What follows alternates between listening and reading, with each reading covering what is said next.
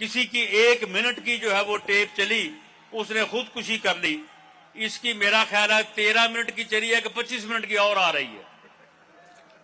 لیکن یہ اتنا بے شرم ہے کہ وہ خودکشی تو دور کی بات، وہ شرمندگی کا اظہار نہیں کر رہا، اور ان آڈیو میں جو کہہ رہا ہے آپ یقین کریں کہ اس کی ویڈیو بھی ہے، ان میں جو وہی کچھ کر رہا ہے. اتنا یہ بے غیرت اور بے شرم انسان ہے. یہ تو وہ جو حضرت لوط علیہ السلام کی لعنتی قوم سی، یہ تو اس کا کوئی حصہ ہے. یہ اس کا عمل ہے.